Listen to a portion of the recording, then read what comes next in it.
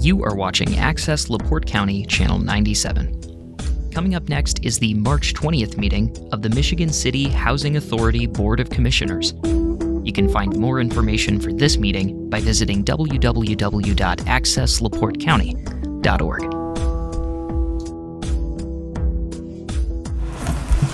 It's March 20th, 2025. I'm going to call the Michigan City Housing Authority Board of Commissioners meeting to order. We'll all stand for the pledge.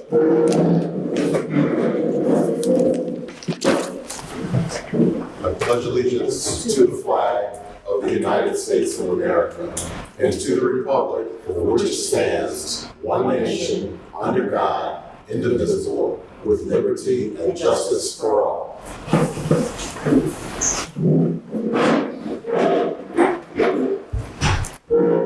Ms. Dixon, can you do a roll call of officers? Absolutely. Chairman Benson, Present. Vice Chairman Reyna, Present. Commissioner Connolly, Present. Commissioner Greer, Present. Commissioner Benning, and Commissioner Ross are absent. Did everybody get a chance to look at the minutes for January 15th, 2025? And if so, are there any questions?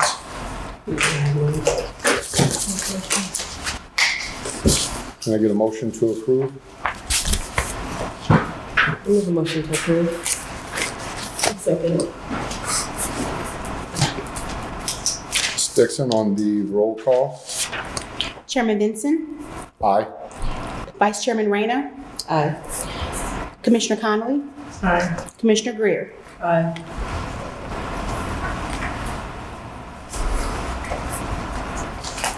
Next on the agenda is Chairman's opening remarks. I just wanted to share with everyone real quick that I took a little trip down to Indianapolis. I wanted to visit with our field office and just get a feel of what we're doing up here and what they're doing, see if we have shared goals, and just say hello and meet them. And I met with Ms. Wise, Ms. Calhoun, and Mr. Nezrin, and they couldn't have been more welcoming. We went in, we sat in an office, and we visited for a good long time. And the things that we're working on here, they're right up on step with us. They're very fond of our ED.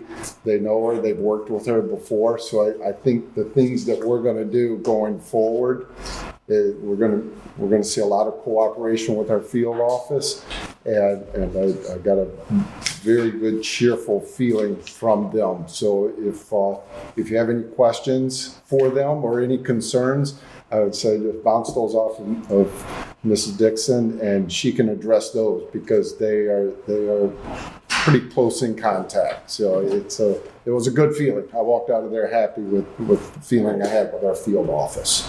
Okay. Yes. Any public comments? Please remember the public comments are a 3-minute time limit. Kevin Harvey, I'm a resident here. Just wanted to mention a couple of things. I was a little upset last week when I found out the key wouldn't work to my door. And I was trying to get a quick change because I had an event to go to. I came to the office, but it was closing time, and they told me that I had to contact emergency maintenance. And at that time I had a number, so I couldn't get in. Fortunately, I went back over there and knocked on the door when my neighbor let me in. So I took care of what I had to take care of. But then the next day I came in to rectify the situation, and I checked in with the receptionist, and she put a work order in for me. And it took a while before things got resolved. She came out about 20 minutes later, let me know that she had forgotten about me. But then again, it was 45 minutes later was when Ms. Dixon came out. And so I addressed the situation with her. And eventually we got the maintenance guy to meet me at the door, and he was able to let me in. I told him my key didn't work through the front or the back door. It worked for the unit. So he brought me a temporary key to let me in both doors. gonna come and change the locks. So I'll give you one key to get it all three places. So that has to get returned. My problem is, why would they change the lock without informing the residents? You know, why did I have to find out that way? Why there wasn't any notices sent to let us know anything? And I knew I wasn't the only one who was affected. So that's one thing. Second thing, I had an issue with the account statement I got in the mail. They indicated I had a balance, which made no sense. But I know I've been late a few times, but I usually, within the next payday or two, I can catch it up.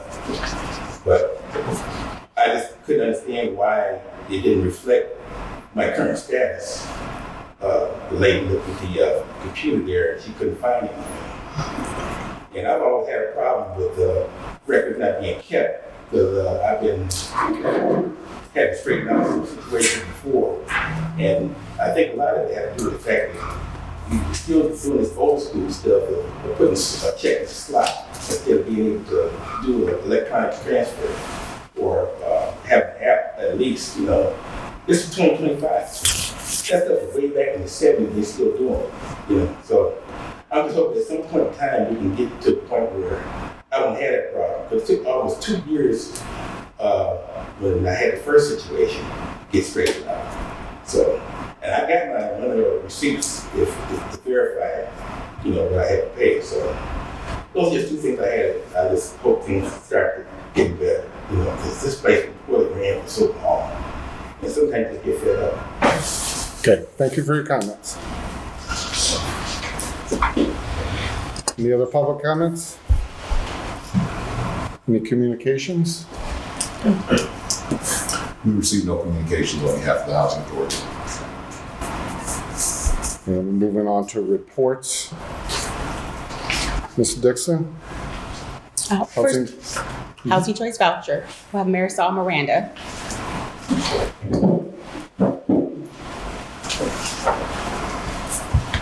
Hello, good afternoon, everyone. So I will be talking about the February 2025 monthly activities for utilization. I have 225 out of 377 vouchers, which puts me at 60%, with 222 regular vouchers and 3 home ownership vouchers. Our monthly had received, oh my goodness, I'm sorry, it rubbed off. 170, what was that number? 292. 292, I'm sorry, I rubbed off. My printer's acting a little wonky. So 170, 292 is what we received for the month of February. We spent 159, 652. For the wait list, the applicants, the number is reducing it has gone down to 235. We selected 81. 2 were withdrawn and 79 were moved on to final eligibility. I have 4 vouchers searching from the wait list. For the overall program activity, I had 3 vouchers issued last month. I have 7 vouchers currently searching right now. 1 voucher that expired. I have 1 late re-exam and pick. The inspections, it says 200, but they are going down. I promise they are going down. Can I elaborate? I don't know if anyone's interested, but so the inspections were hundreds and hundreds behind. And so we hired a new inspection company and they've been doing many inspections. However, each one of those inspections then have to be inputted into our system and then uploaded to HUD system. And so because they're catching up faster than we can input them in the system. So overall, we'll get there. But we just want to tell you what, according to HUD, that's what they would have for us as late. And so eventually that number will come down. And then I have 3 port outs and then 1 end of participation, and my pick reporting rate is 100%. Thank you.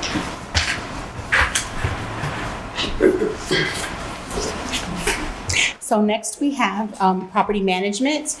We have a new property manager that I would like to introduce you to. Come on up to the podium.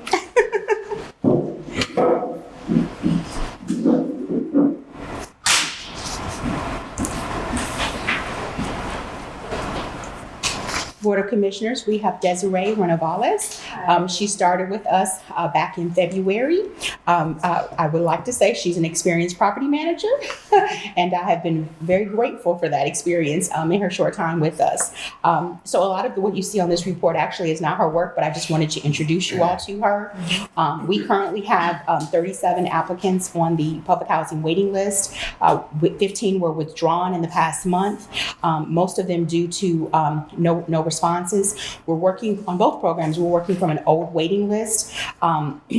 We do have 3 families that are in the middle of final eligibility, and they're actually pending units, which we should hope to have those 3 leased actually by next week, because those units are almost ready.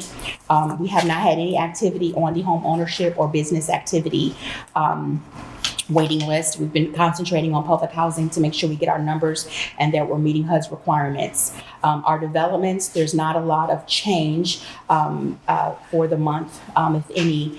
And we'll talk about the vacant units in a little bit when we get to the resolution, so I didn't want to go there. We did receive 65 work orders, and we closed 39, and we still have 26 outstanding. When work orders come in, they range from emergency to urgent to routine. Some of the routine we don't get to right away because we're concentrating on the emergency. Eventually, we'll work to have a breakdown of them all. And that's all I have for public housing. Is there any questions?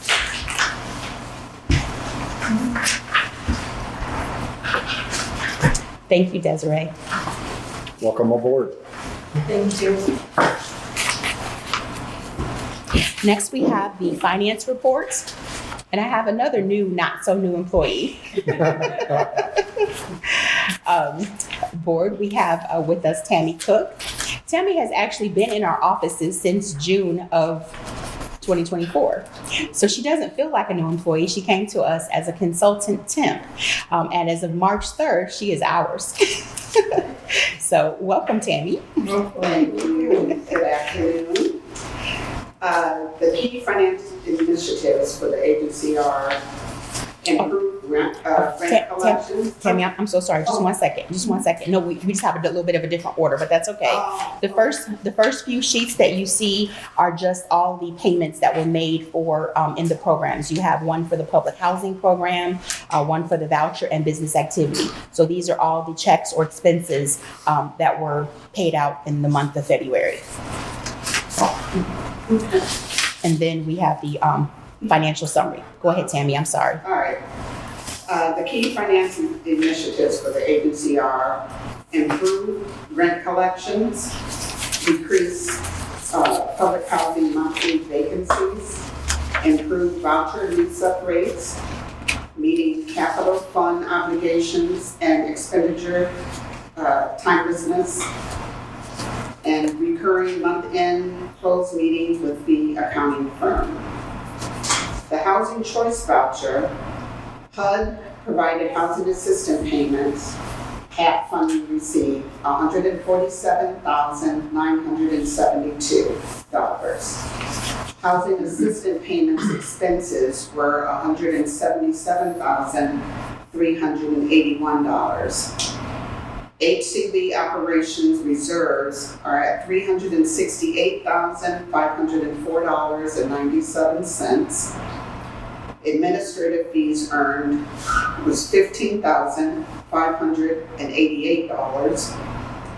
And the voucher management system, VMS, was submitted timely and on schedule. May I interject real quick? I'm sorry. So the HAP payments, that's the money that the Housing Authority receives to pay rents for the voucher program. You'll see that we seem to have paid out a lot more than what we received, and that goes into the next balance. Sometimes we receive more than what we spend, and so that accumulates in our operations reserves. And so HUD also mandates that the Housing Authority have no less than 2 months of HAP reserves. So what happens is if our reserves start to get too large, HUD will also reduce the amount that they send us on a monthly basis in order for us to use up some of our HAP reserves so that we don't hold more than 2 months worth of expenses.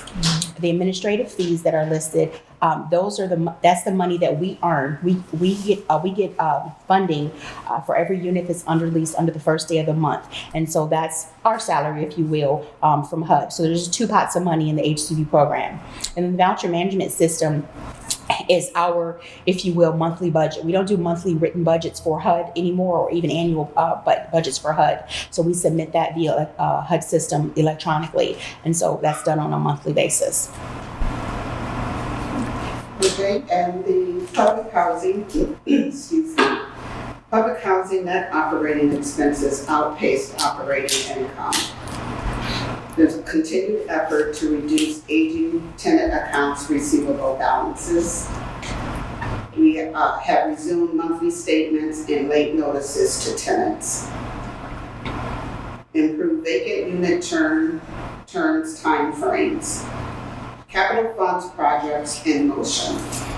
May I interject again? In a minute, I'm gonna come over there with you. I just wanted to mention for the statements, when I came to the agency, monthly statements were not being sent to the tenants.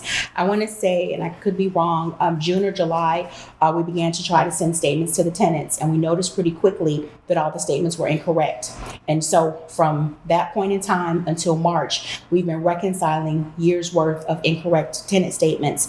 And so for the month of March was the first time that we've sent statements. And so there's still a little reconciliation. We were actually pretty happy that we got, it was less reconciliation that we thought we were going to need to do. So we're still working out the kinks with the statements, but we thought it was important for the residents to be able to have their statements. And if there's any inconsistencies or questions, we've been able to work with residents to reconcile any errors in the statements. But we thought it was important to make sure that process begins, because it was a lot of work, as Tammy can attest to just reconcile years worth of incorrect bookkeeping. And last is business activities. Business activities operating expenses slightly exceeded revenues. Non-federal business activities reserves remains in a favorable position. And that's it. Any questions?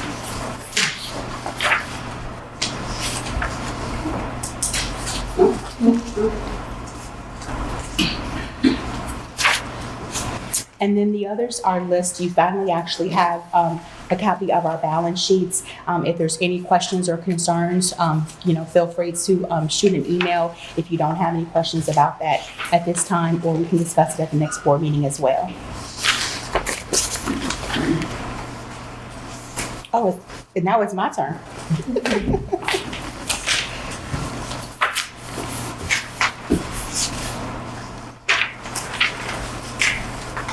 All right, for the executive director report, just wanted to start off by saying, wow, it's been almost a year. Almost a year, still standing. So a couple of things that we have, you'll see that we have a few resolutions. And so I want to start off by talking about those. We'll get back to them as far as approval, but we were,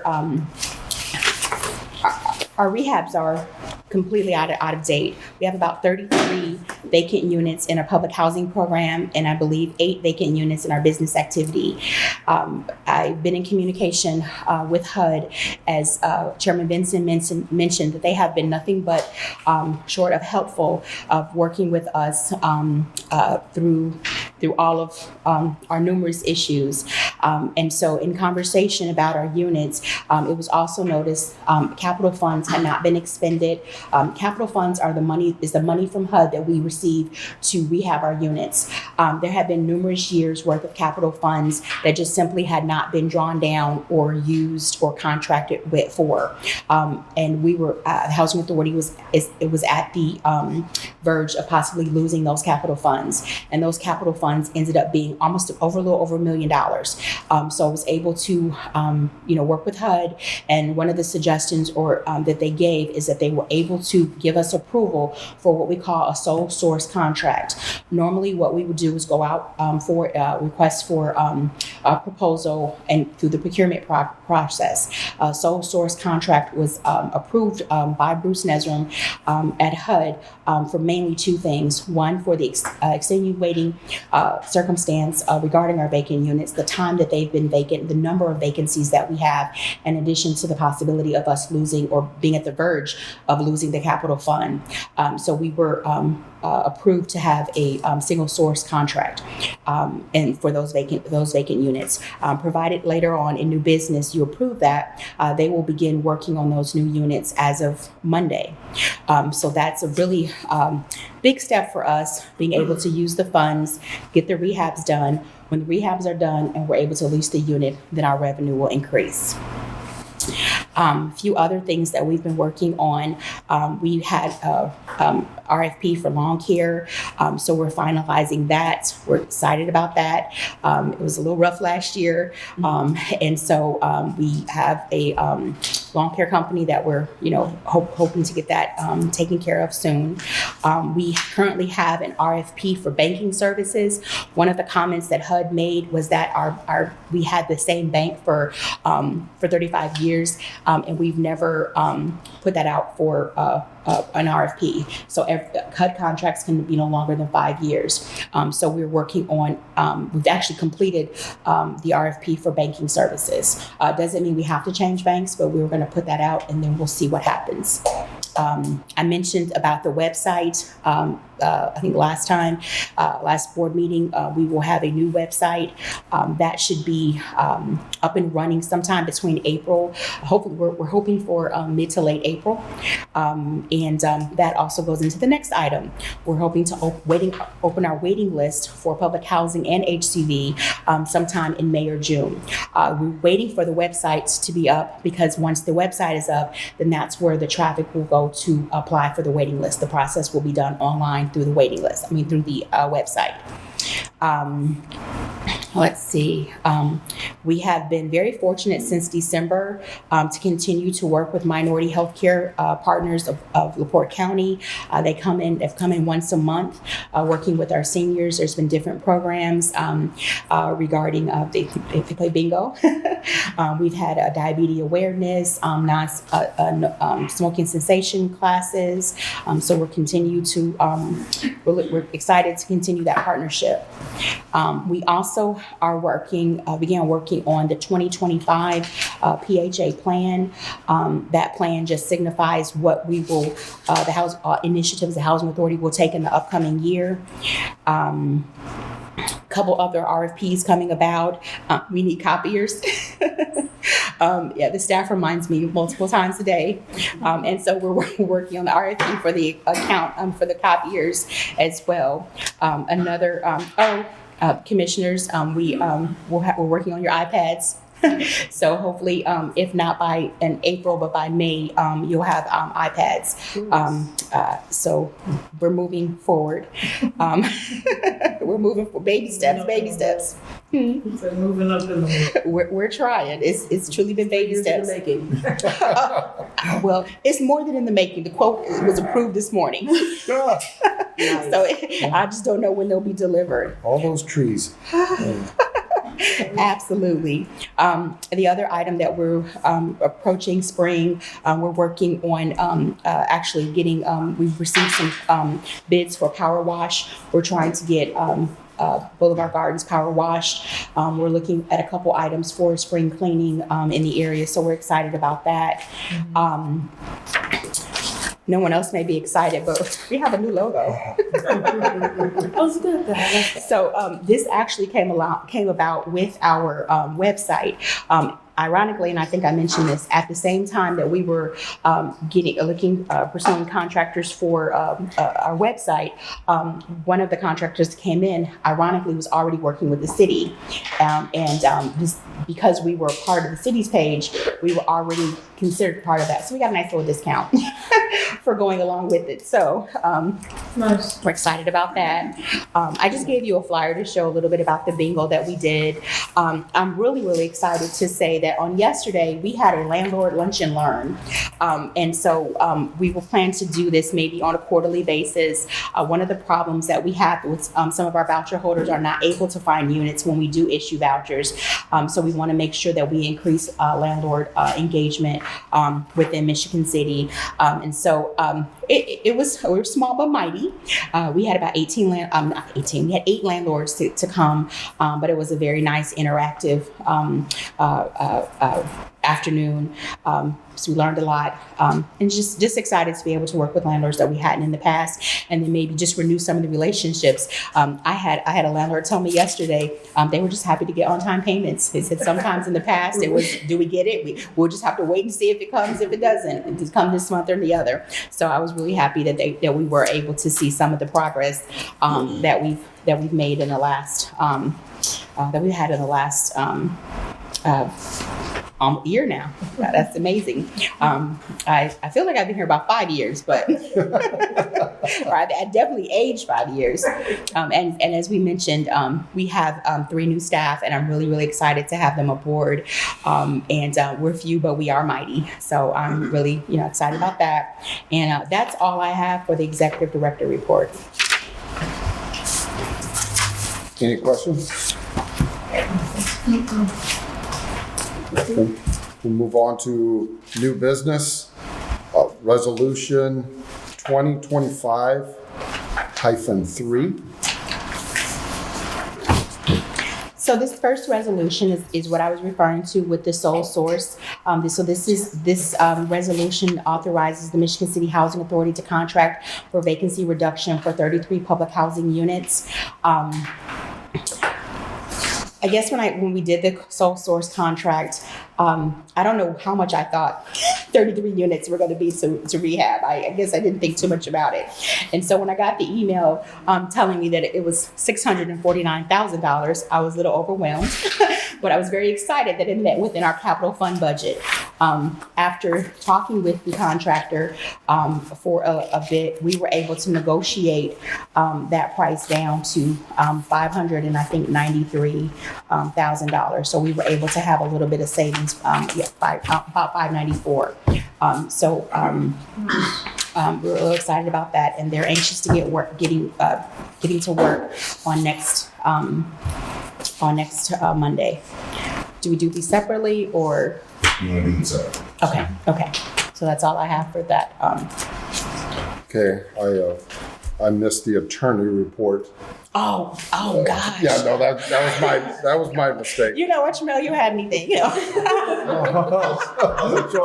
Without saying anything, I'm not going to mention it. No, You get me talking. My attorney's report for this month is going to be relatively short. There was a new rule that was promulgated by HUD that affects all housing authorities.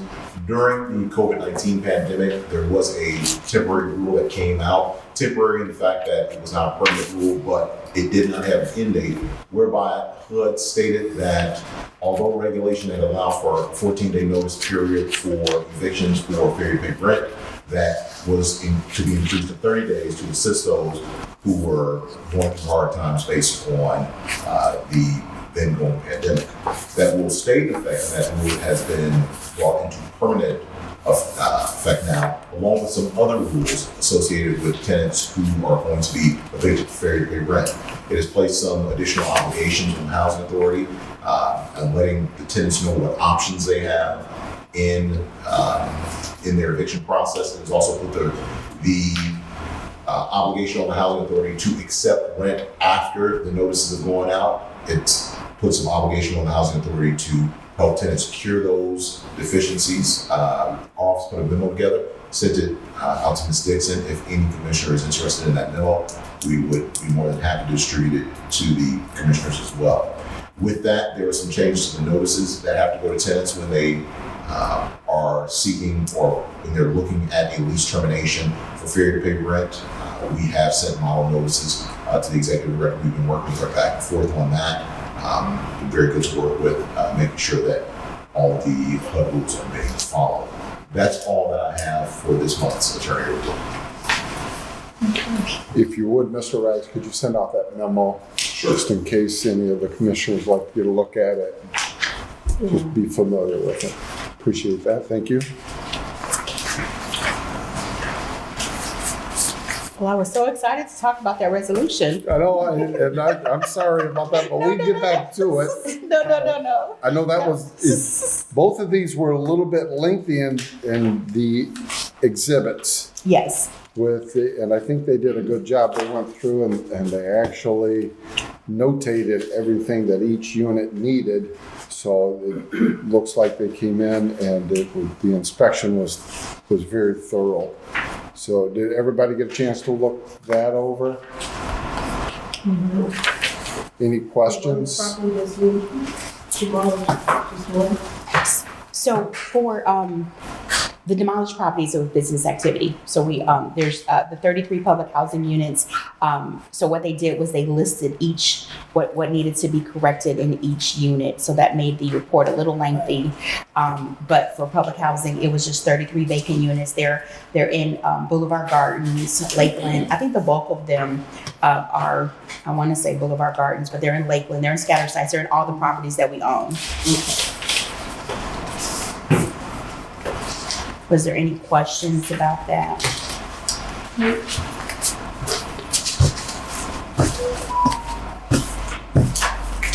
Anyone like to make a motion on the resolution? Motion to accept.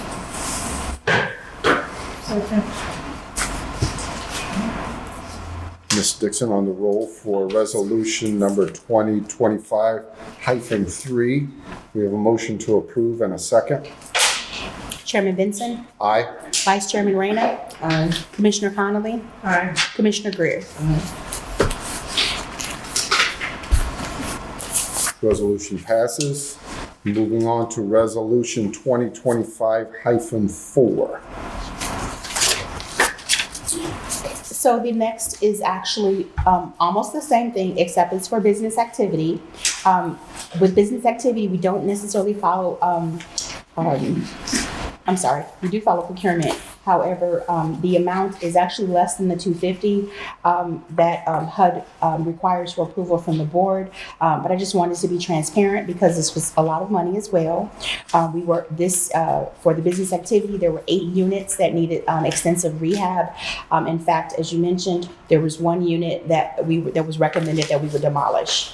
And so we haven't taken any action on that as of yet, but we want to go ahead and get approval for the 7 units for 7 homes to be rehabbed. We were also fortunate enough to also negotiate. Originally, the price for those 7 units was $241,000, $316, and we were able to negotiate that for about just under $218. And so the business activity are the private market units that the Housing Authority owns.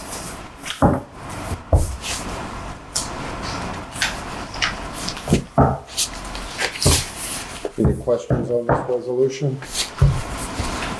No. Questions, comments? No. I'd like to say that's very good negotiating skills with a contract on both of these. Very nice. That's excellent. Yes. Always a plus. I said, God was looking out. Anyone like to make a motion on resolution 2025-4? Make a motion to approve. Second. We have a motion to approve and a second on resolution 2025-4. Ms. Dixon on the roll, please. Chairman Benson, Aye. Vice Chairman Reyna, Aye. Commissioner Connolly, Aye. Commissioner Greer. Resolution 2025-4 passes.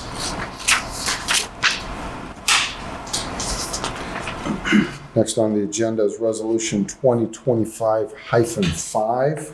It's dealing with the executive director employment contract. I'd like to entertain a motion to table this for further discussion. Second. Ms. Dixon on the roll. The hardest part of this job has been roll for me. This is a year in the making. Chairman Vinson, Aye. Vice Chairman Reyna, Aye. Commissioner Connolly, Aye. Commissioner Greer. Aye.